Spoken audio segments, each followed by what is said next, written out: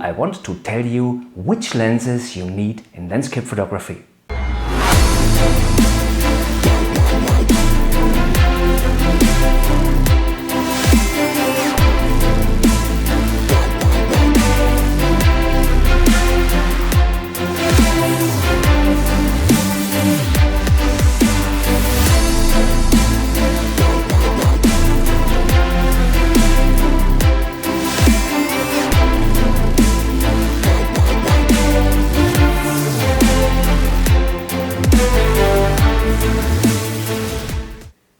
Hi my friends, in this video I want to tell you which lenses you need in landscape photography. So in one of my previous videos I asked you if you have any questions about landscape photography. I also talked to some of you on Instagram if you have any wishes, any topics you want to have a video about.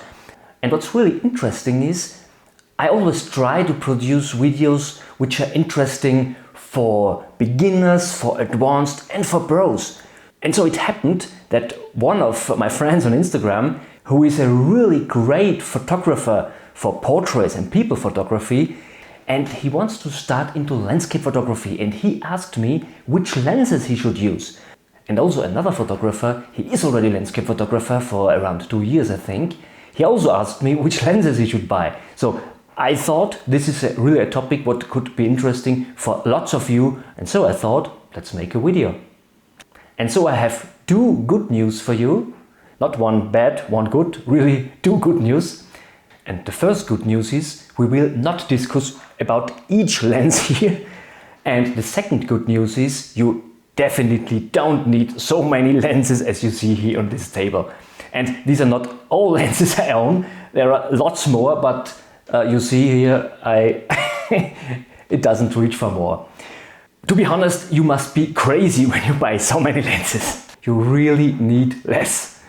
So if you are new to this channel and you love landscape photography or you think about starting with landscape photography, I would be really happy if you could subscribe to my channel. Well, there are so many questions about lenses. Do I need a prime lens or a zoom lens? How fast should the lens be? Means which smallest aperture should be possible? Which focal length do I need? Do I need a stabilizer or not? And we will go through these questions and I will tell you what I look at when I choose for a lens. Well, obviously there is the possibility that you buy one lens what covers all focal lengths. Maybe from a focal length of 18 to 200 or something like this. It's called a super zoom and it covers the most focal lengths you really need, to be honest. But the question is such a super zoom lens the right choice for landscape photography? Well, my experience is that such super zooms are not so bad at shorter focal lengths, but the image quality gets really bad at longer focal lengths. So it's more a question about image quality, and my experience is that such lenses are not the best choice when you want really fantastic quality in your image. I know, I always say image quality is not the most important thing, but here is really a big difference between a super zoom and another possibility. And the other possibility is to split this wide range of focal length into more lenses. I will tell you later a little bit more about. And now also the question is, should I use a prime lens or a zoom lens?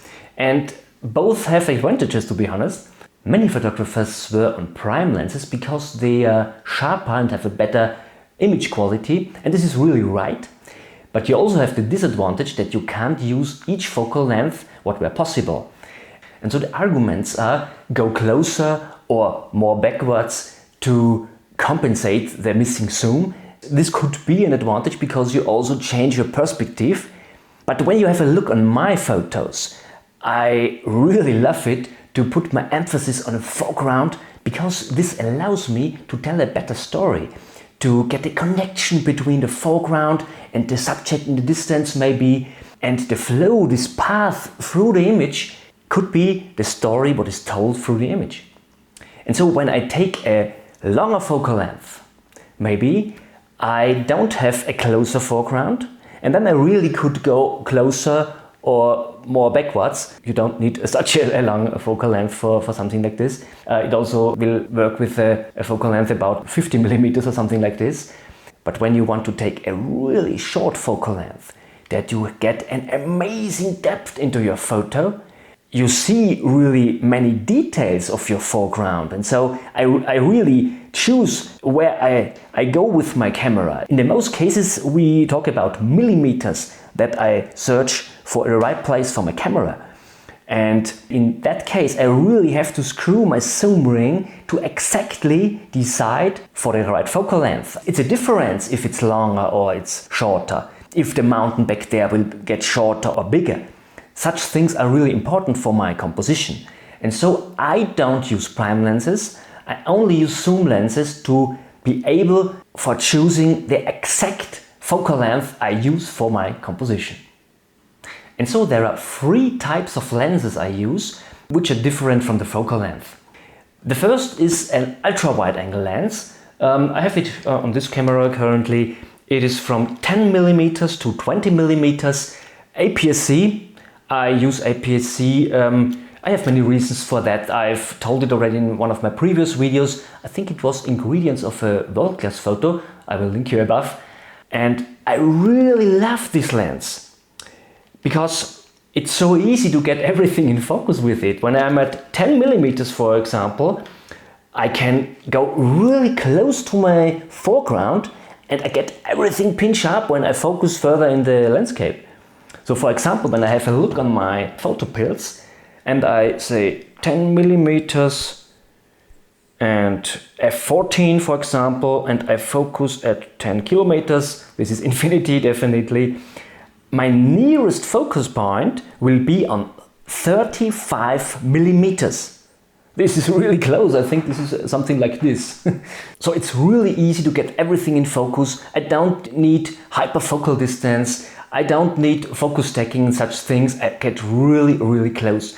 And just to show you the difference to full frame, for example, let's switch to my full frame camera and we make an equivalent of 15 millimeters in this case. And also with f14 we have 53 centimeters for the nearest point.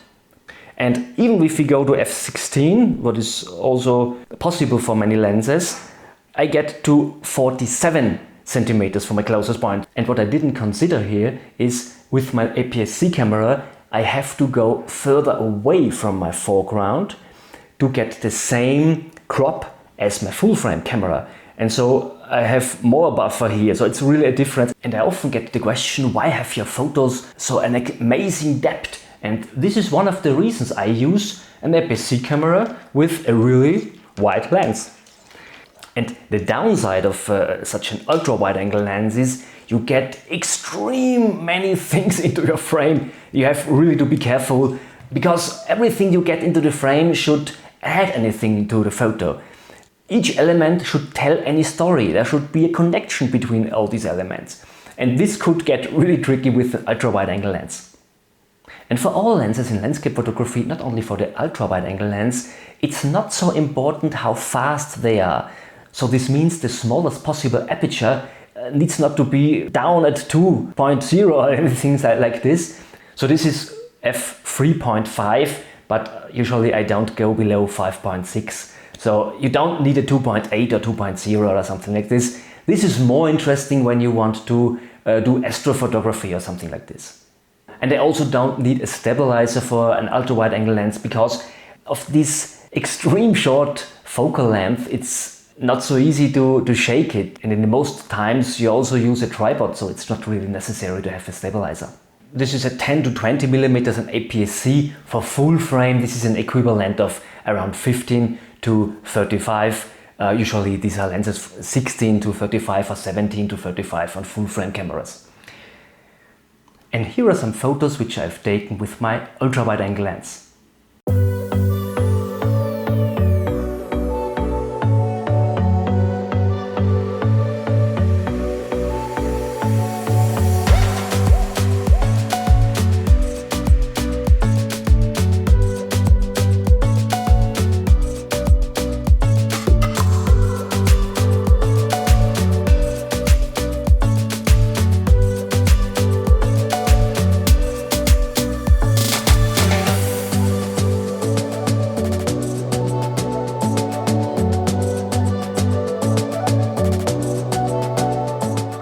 This was the first lens I used usually, and the second lens I use very often is my wide-angle lens. It's a 17 to 50 millimeters aps-c, and this is an equivalent of 24 to 70 millimeters on full frame. I can't show you here now because it's on my camera. I think you will see a B-roll maybe where I show it to you. It doesn't look really different to this lens here. It's only another focal length. So my ultra wide angle lens is often used for my vista photography, and also my wide angle lens is used for vista photography, even wider vistas maybe, and also my waterfall photographs are most taken with the wide angle lens. It is still easy to focus in the shorter focal lengths and gets more and more difficult when you go longer, obviously, because your depth of field gets smaller when you go up with your focal length, but it's still easy and you don't get so many things in your frame as with the ultra wide angle lens, obviously. And so it's a little bit easier to work with. And when I get the question, I want to start with landscape photography and I want only buy one lens for the first, I would recommend take a wide angle lens with around 17 to 50 millimeters for aps-c or 24 to 70 millimeters on full frame. Start with it, you can really do fantastic photographs with such a focal length. And here also some photos which I've taken with my wide angle lens.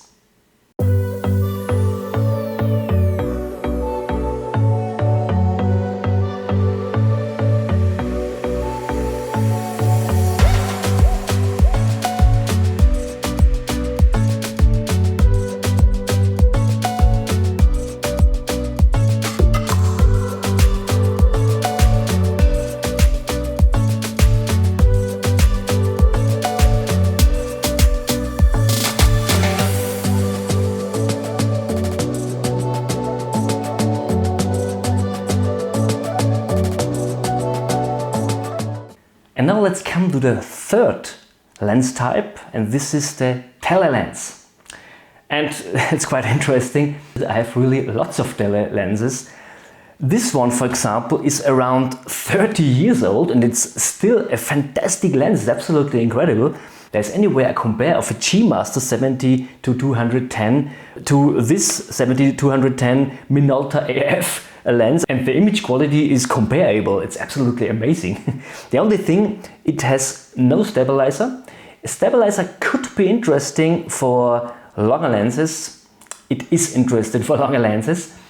And what I do is I use in-body stabilization on my Sony a6500, so I can also use this extreme old lens and have image stabilization with a quality like a G Master.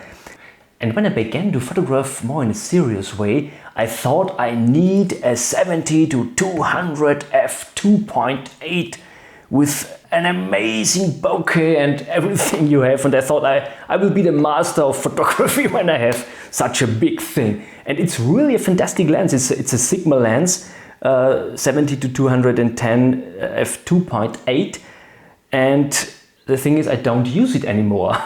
It's too heavy.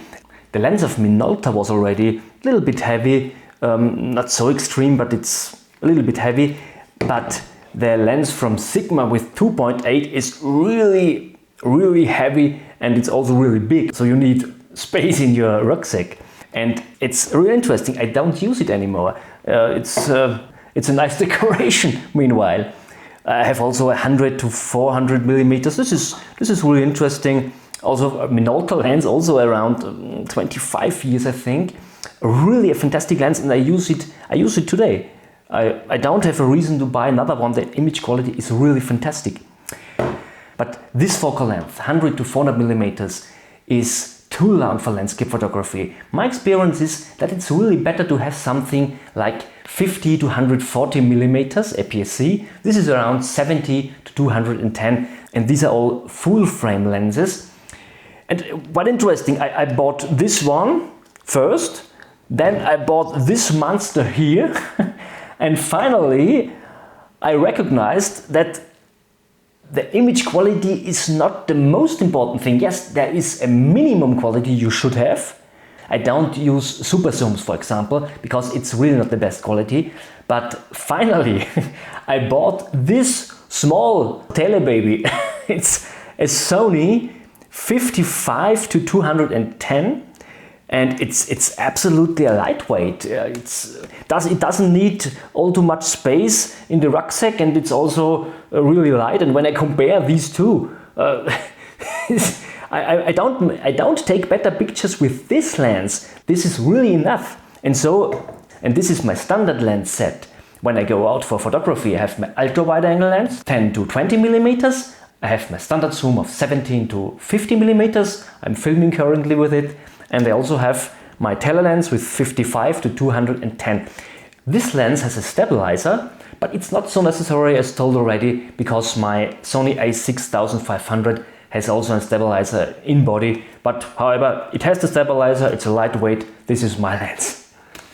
The only thing I'm not so happy about this, because it is so light and I have strong wind, I get a little bit of jitter and shakes into the lens. I don't really have a solution in the moment, but it's only a problem when I have longer shutter speeds. For shorter shutter speeds, it's definitely not a problem. And I use this lens to pick out details out of the landscape. It's also interesting when I'm out for photography and I have my camera in setup, I have my composition, everything planned, everything, and I just wait for the right light or for the light conditions, that I have clouds on the positions where I want to have them or whatever. I often take my second camera, put on the telelens and pick out details and take photographs while I wait for my main composition. It's really a great thing and it makes fun. I really enjoy this. This is photography for me. And here are also some photos which I took with my telelens.